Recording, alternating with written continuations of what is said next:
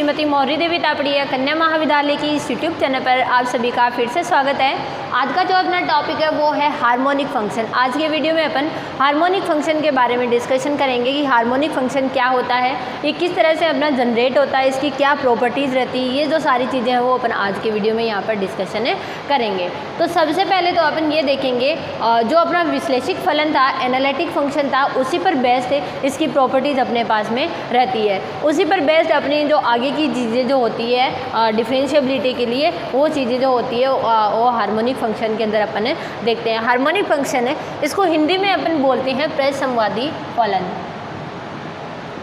प्रसंवादी फलन, ठीक है, प्रसंवादी फलन इसको हिंदी के अंदर बोला जाता है, ठीक है। अब ये डिफाइन कैसे होता है, इसके लिए क्या कंडीशन अपने पास रहती है, तो उनको अपन अगर देखें तो इसके लिए कंडीशन अपने पास क्या रहती है, बहुत ही सिंपल सी कंडीशन होती है कि अगर अपने पास में कोई भी फंक्शन गिवन होता है तो उस फंक्शन का अपने को डबल डेरिवेटिव निकालना होता है। द्वितीय आंशिक अवकलज जो होता है उसका निकालना पड़ता है और डबल डेरिवेटिव कैसा होना चाहिए, मेरा यहाँ पर संतत होना चाहिए। और संतत होने के साथ साथ में वो क्या करना चाहिए, लाप्लास इक्वेशन आपने पढ़ी होगी तो लाप्लास इक्वेशन को यहाँ पर सेटिस्फाई करना चाहिए, तभी अपन उसको क्या कह सकेंगे कि वो क्या करेगा, मेरा हार्मोनिक फंक्शन यहाँ पर इजीली डिफाइन हो सकेगा। क्लियर है मेरी बात अच्छे से। तो अपन यहाँ पर सबसे पहले इसकी डेफिनेशन को लिखते हैं। तो डेफिनेशन में अपन लिखेंगे यहाँ पे किसी प्रांत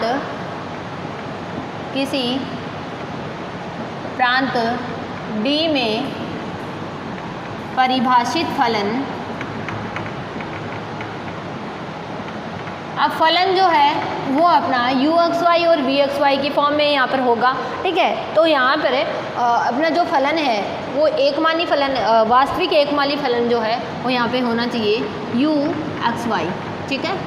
अब यहाँ पे u और x दोनों ही अपने फंक्शन होते हैं, तो अपना जो वास्तविक फलन है यहाँ पे जो अपना वास्तविक पार्ट रहता है, अपन जानते हैं कि जो फलन होता है उसको अपन इस तरह से दिखाते हैं uxy प्लस आयोटा vxy। ये इसका कौन सा भाग होता है, काल्पनिक भाग होता है, और ये इसका वास्तविक भाग होता है। तो ये जो अपना प्रसंवादी फलन होता है ये किसके लिए डिफाइन होता है, इसके वास्तविक भाग के लिए डिफाइन होता है। परिभाषित फलन है uxy, ठीक है, या अपन ऐसे कर दें, वास्तविक फलन का वास्तविक भाग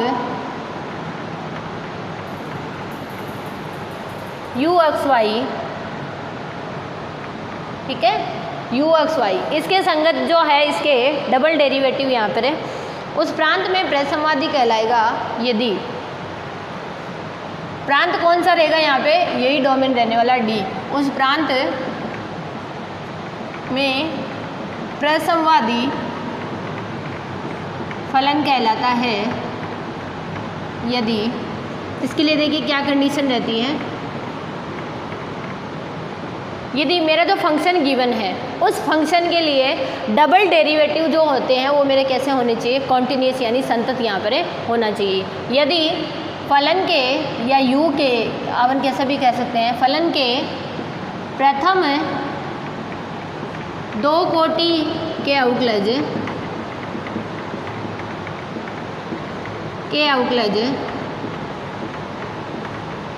संतत हो तथा, और संतत होने के साथ साथ क्या कंडीशन रहती है, संतत होने के साथ साथ वो लाप्लास इक्वेशन को भी क्या करते हो, सेटिस्फाई करते हो, तथा लाप्लास समीकरण को संतुष्ट करते हो। ये अपनी कंडीशन यहाँ पर रहती है, ठीक है। तो ये अपनी किसके लिए कंडीशन है यहाँ पर अगर देखें तो हम इसको क्या करेंगे, प्रसंवादी यहाँ पर कह सकेंगे। प्रसंवादी फलन के लिए एक तो ये कंडीशन होगी, प्रथम दो कोटि के अवकलज जो है वो मेरे कैसे होने चाहिए, संतत यानी कॉन्टिन्यूस यहाँ पे होनी चाहिए। और दूसरी कंडीशन होगी कि वो क्या करनी चाहिए, लाप्लास इक्वेशन को सेटिस्फाई करना चाहिए। ये अपनी दो कंडीशन रहती है। अब लाप्लास इक्वेशन क्या होती है, तो अपन ये फिजिक्स के अंदर भी पढ़ते हैं, लेकिन इसके अंदर भी अपन स्टेटमेंट देख लेते हैं। लाप्लास इक्वेशन जो होती है, अपन जानते हैं कि मेरा फलन जो है वो कैसा है, डबल कंपोनेंट वाला है। तो तो यहाँ पर जो अवकलज विद्यमान होगा वो कैसा होगा, मेरा आंशिक अवकलज विद्यमान होगा। तो अपन जो ये लाप्लास समीकरण डिफाइन करेंगे ये भी अपन आंशिक अवकलज के लिए करेंगे। अब u मेरा किस किस का फंक्शन है, x का फंक्शन है और y का फंक्शन है। तो मैं यहाँ पर है इसके डबल डेरिवेटिव के लिए अपनी लाप्लास इक्वेशन जो है वो डिफाइन की जाती है। तो del 2u del x square plus del 2u del y square, अगर ये मेरा किसके बराबर हो जाता है, 0 के बराबर हो जाती है, तो ये मेरी क्या रहती है यहाँ पर लाप्लास समीकरण डिफाइन होती है। तो ये जो इक्वेशन आपको दिख रही है ये किसकी रहती है, अपनी लाप्लास समीकरण यहाँ पर रहती है। तो प्रसमाधि फलन के लिए जो कंडीशंस होती है वो अपन ने यहाँ पर डिस्कस कर ली है कि प्रसमाधि फलन के लिए एक तो उसके प्रथम 2 कोटि के अवकलज कैसे होने चाहिए, कॉन्टिन्यूस होनी चाहिए, और दूसरी कंडीशन वो क्या करना चाहिए, लाप्लास समीकरण को संतुष्ट करना चाहिए। ठीक है, इतना समझ में आ गया। अब अपन इसके आगे का पार्ट देखते हैं। ठीक है, आगे अपन इसमें देखेंगे कॉन्जुगेट जो होते हैं वो किस तरह से निकालते हैं। ठीक है, अगर अपने को इसका कॉन्जुगेट निकालना हो, अगर अपन दोनों की डेफिनेशन को भी पढ़ेंगे इसके अंदर कि किस तरह से अपनी यहाँ पर निकाली जा सकती है इजीली।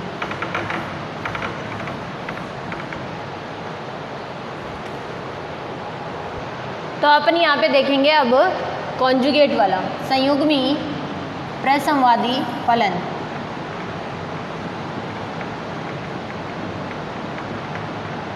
अब ये संयुग्मी प्रसंवादी फलन के लिए क्या कंडीशन रहती है, ठीक है, इसको अपन देखेंगे।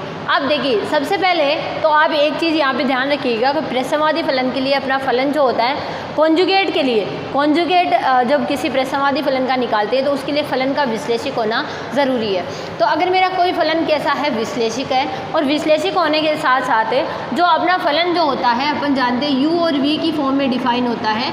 ठीक है, किसका फंक्शन होता है, u और v का। तो जो u है और v है दोनों ही क्या हो जाए, मेरे प्रसंवादी फलन हो जाए। तो अपन इसको कह सकते हैं कि ये मेरा जो फलन होगा वो कैसा होगा, संयुग्मी प्रसंवादी फलन यहाँ पर डिफाइन होगा। ठीक है, तो अगर इसकी डेफिनेशन को देखें तो कैसे लिखेंगे, यदि किसी प्रांत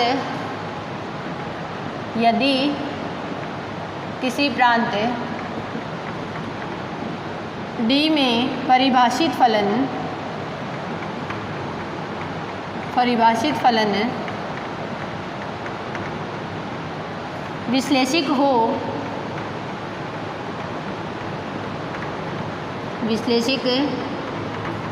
तो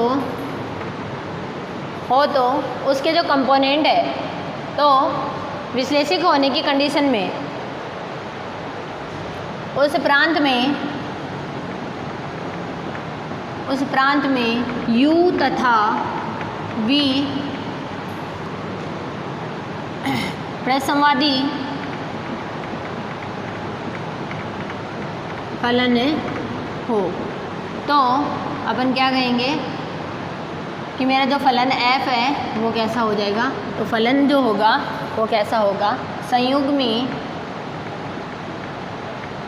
प्रसंवादी फलन होगा। ये कंडीशन रहती है। पहली कंडीशन क्या रहेगी कि फलन कैसा होना चाहिए, मेरा विश्लेषक होना चाहिए, और दूसरी कंडीशन यहाँ पे क्या रहेगी कि u और v के लिए कैसे होने चाहिए, मेरे प्रसंवादी फलन होने चाहिए। तभी अपन इसको क्या कह सकते हैं कि मेरा जो फलन है वो कैसा होगा, संयुग्मी प्रसंवादी फलन यानी कॉन्जुगेट हार्मोनिक फंक्शन जो है वो मेरे पास डिफाइन होगा।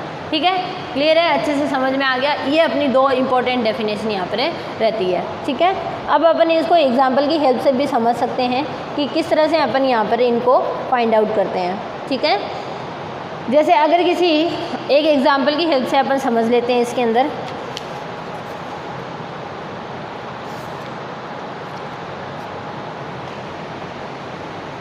एग्जाम्पल जो है उसमें मैं पहले u और v की वैल्यू लिख लेती हूँ कितनी है।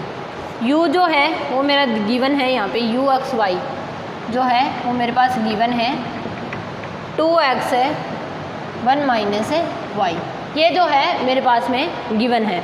ठीक है, मुझे ये बताना है कि मेरा जो फलन है वो कैसा है, प्रसंवादी फलन है, और इसके साथ साथ में इसका कॉन्जुगेट जो है वो भी ज्ञात करना है। ठीक है, तो सबसे पहले तो मैं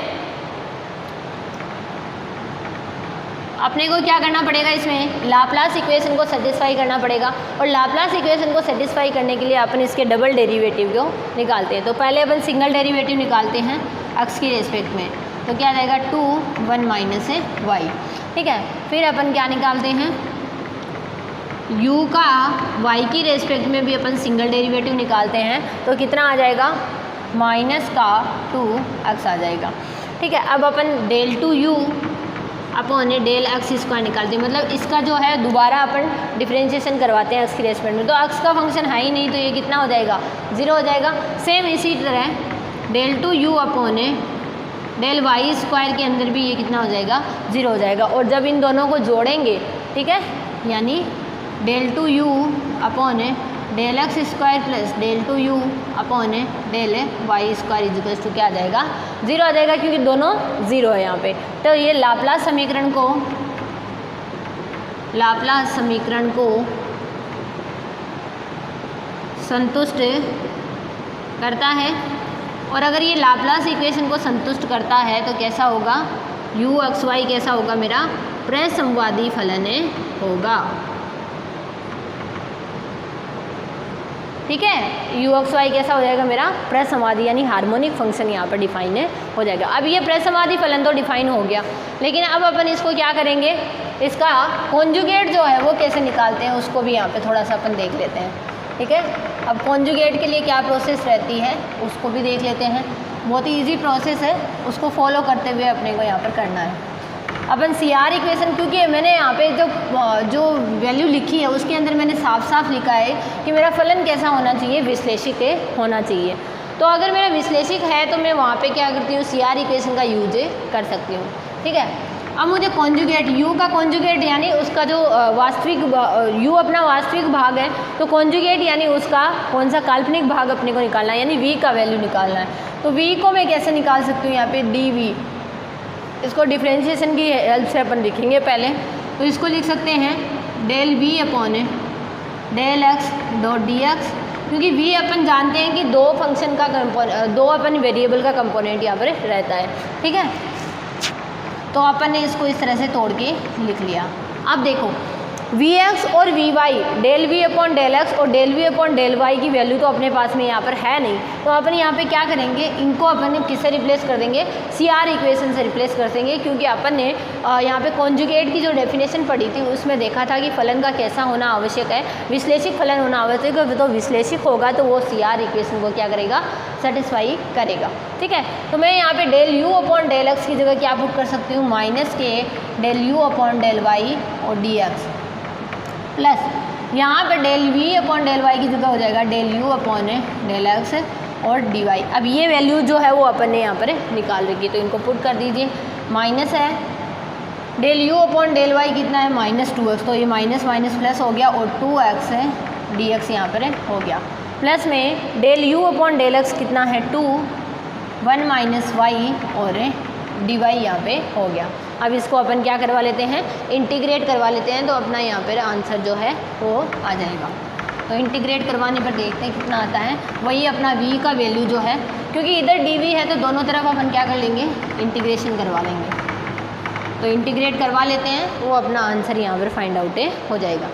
ठीक है, तो इधर इंटीग्रेशन करवाया तो इधर तो आ गया v, और 2x स्क्वायर डी एक्स, तो इसका कितना आ जाएगा, मेरा x स्क्वायर आ जाएगा, और 2 डी वाई यानी 2y हो जाएगा, और -2y का हो जाएगा माइनस का y स्क्वायर। तो ये जो वैल्यू है ये मेरी किसकी फाइंड आउट हो जाएगी, यहाँ पर v का वैल्यू जो है वो फाइंड आउट हो जाएगा। तो इस तरह से अपन को u जो दे रखा है तो उसका कॉन्जुगेट जो है वो अपन इस मेथड से यानी CR इक्वेशन का यूज़ करते हुए यहाँ पर फाइंड आउट कर सकते हैं। तो स्टूडेंट, ये था अपना आज का वीडियो जिसमें अपन ने हार्मोनिक फंक्शन के बारे में डिस्कशन किया है। आई होप आपको ये समझ में आया होगा कि हार्मोनिक फंक्शन किस तरह से डिफाइन होता है और किस तरह से अपन उसके कॉन्जुगेट को निकाल सकते हैं। तो आप इस वीडियो को ध्यान से देखिएगा, और कुछ भी नहीं समझ में आता है तो आप मेरे साथ शेयर कीजिएगा। Thank you so much.